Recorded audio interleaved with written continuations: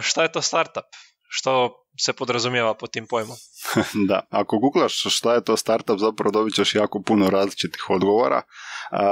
Meni se sviđa jedna definicija od Davea McClura, koji je jedan od foundera 500 Startupsa. On kaže da je startup zapravo kompanija koja je onako zbunjena i nema definirano što je to proizvod, ko su joj kupci i od kud dolazi novac. Kad shvati te tri stvari, onda postaje ozbiljan biznis, ali žalosno je što zapravo većini to ne uspije.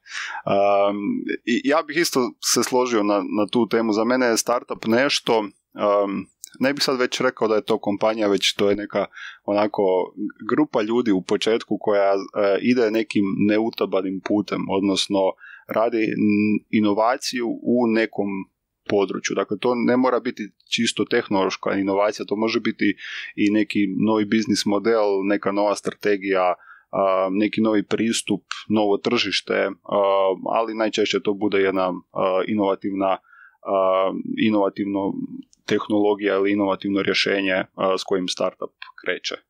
Zašto sam ovo pitao je upravo zbog toga što sam ja sam googlao pa nije baš bilo jednoznačne definicije, ali ono što je bilo zanimljivo što ti odmah iskoči je nekako percepcija startupova kroz medije. Mm-hmm. To je nešto što te odmah nekako te napadne, ajmo reći, iz Googlea i ono kako ih vidi običan čovjek, bar se meni tako čini, je da su to neki mladi genijalci koji imaju nekakve jako genijalne ideje koje odustanu onda od faksa, pokrenu multimilijunske poslove i zapravo promijene cijeli svijet.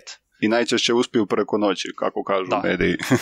Doslovno preko noći, danas do sutra milijuni. I kreću iz garaže, to je bitno. Da, i garaža je bitna, da. Koji si rock bendovi, tako je uspješno startup mora iz garaže krenuti. Pa me zanima, je li to zbilja tako i kakav je to komentar na tu percepciju? Da, meni se, kad sam kretao u startup, zapravo svidjela mi se ta slika startupa u medijima, jer ja sam bio jedan od tih mlad čovjek koji je na fakultetu, a tad još nisam završio fakultet, pa bio sam na pravom putu da uspijem sa startupom, barem prema tome kako smo to vidjeli u medijima.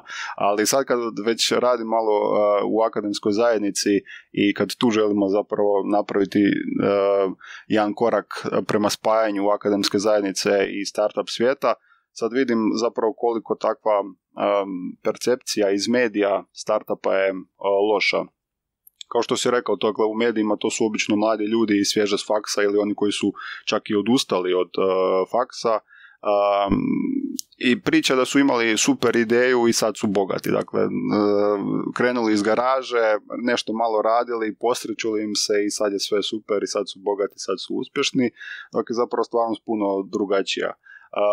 Prema nekim statistikama zapravo najuspješniji startupi i prosjek nakon kojeg dolaze oni najuspješniji startupi je kada founder ima više od 40 godina i kada iza sebe ima nekoliko neuspješnih pokušaja poslovnih i startupa ili tvrtki.